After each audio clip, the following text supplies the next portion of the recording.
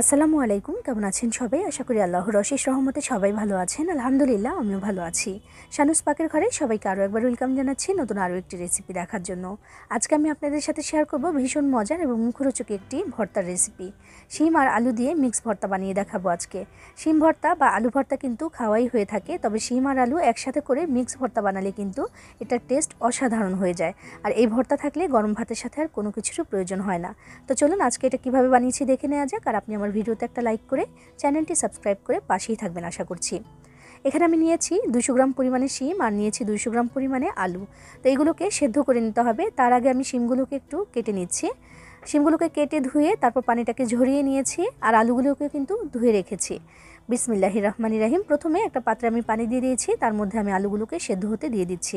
আলু সেদ্ধ হতে একটু বেশি সময় লাগবে আর পানির পরিমাণটাও একটু বেশি দিতে হবে। এটা আমি আলাদা চুলায় দিয়ে দিলাম, সেদ্ধ হতে থাকুক। আর এদিকে অল্প পানিতে আমি শিমগুলোকে আলাদাভাবে সেদ্ধ করে নিচ্ছি। আর শিমটার মধ্যে পানি এমনভাবে দিতে হবে যেন পানিটা শুকিয়ে যায় আর শিমটাও পোড়া লেগে না যায় তেমনভাবে।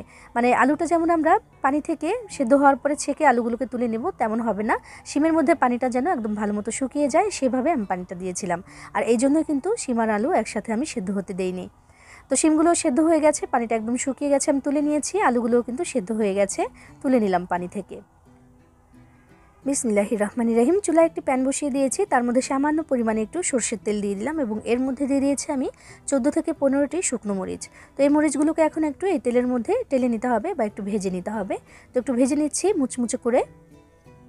এই ভর্তাটা চাইলে কিন্তু কাঁচামরিচ দিয়েও বানিয়ে নিতে পারেন, তবে শুকনো মরিচ দিয়ে বানালে একটু বেশি ভালো লাগে আমার কাছে। তো সেজন্য শুকনো মরিচটা ভেজে নিলাম।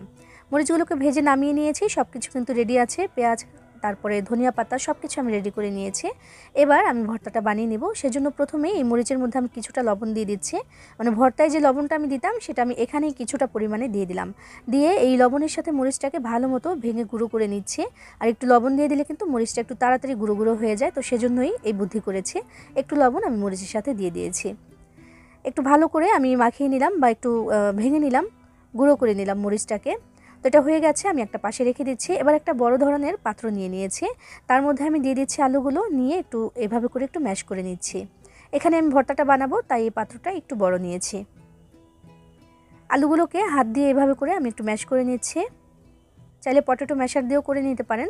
তো আলুগুলোকে ম্যাশ করে নেওয়া হয়ে গেলে এবার এখানে আমি নিয়ে নিচ্ছি শিমগুলোকে। তো সেদ্ধ করে রাখা শিমগুলো এখানে নিয়ে নিলাম, নিয়ে এগুলোকেও আমি ভালো মতো একটু ম্যাশ করে নিচ্ছি বা একটু ভেঙে নিচ্ছি আর কি। শিমটা হবে আধ ভাঙা টাইপের।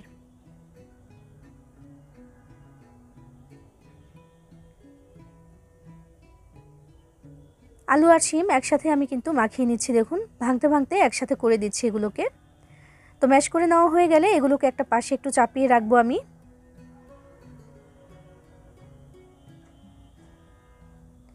এবার বাকি যে উপকরণগুলো সেগুলো আমি এখানে রেডি করে নিচ্ছি একটা পাশে।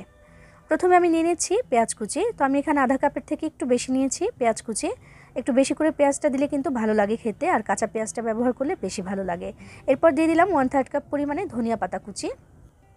এরপর আমি এখানে দিয়ে দিচ্ছি গুঁড়ো করে রাখা সেই শুকনো মরিচ। তো বেশি অর্ধেকটাই দিয়ে দিলাম, একটুখানি আছে, বেশি ঝাল হয়ে যায় যদি, তো সেই হিসেবে আমি পুরোটা এখন দিলাম না, প্রয়োজন হলে পরে দিয়ে দেবো। আর লবণটা কিন্তু এখনই আমি দিচ্ছি না, যেহেতু আমি মরিচ গুঁড়ো করার সময় লবণ দিয়েছিলাম, তো সেজন্য লবণটা চেক করে দেখে তারপরে কিন্তু দিতে হবে, তো সেজন্য এখনই দিচ্ছি না। এরপর এখানে আমি দিয়ে দিচ্ছি কাঁচা সর্ষের তেল 1 চা চামচ পরিমাণে। যেহেতু ভর্তা বানাচ্ছি একটু সর্ষের তেল তো দিতেই হবে। তো একসাথে আমি সব কিছু ভালো মতো কচলে মাখিয়ে নিচ্ছি। যেই কাঁচা পেঁয়াজটা দিলাম আমি, সেটা একটু ভালো মতো কচলে মাখিয়ে নিতে হবে। মাখিয়ে নেওয়া হয়ে গেলে এবার আমি শিম আর আলুর সাথে সব কিছু একসাথে ভালো মতো মাখিয়ে নিচ্ছি। এই যে ভর্তাটা হচ্ছে, এই ভর্তাটা হলে কিন্তু গরম ভাতের সাথে আর কোনো কিছুরই প্রয়োজন হয় না, কারণ এখানে যেই উপকরণগুলো ব্যবহার করা হলো সব কিছুই কিন্তু মুখরোচক।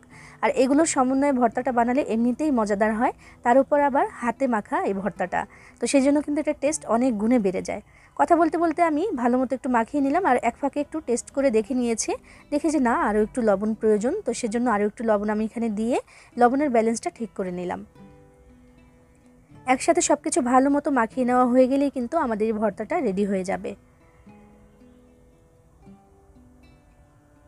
ভর্তাটা কিন্তু মাখিয়ে নেওয়া হয়ে গেছে, মাশাআল্লাহ দেখুন দেখতে কতটা লোভনীয় লাগছে। এবার এটাকে আমি সার্ভ করে দেব।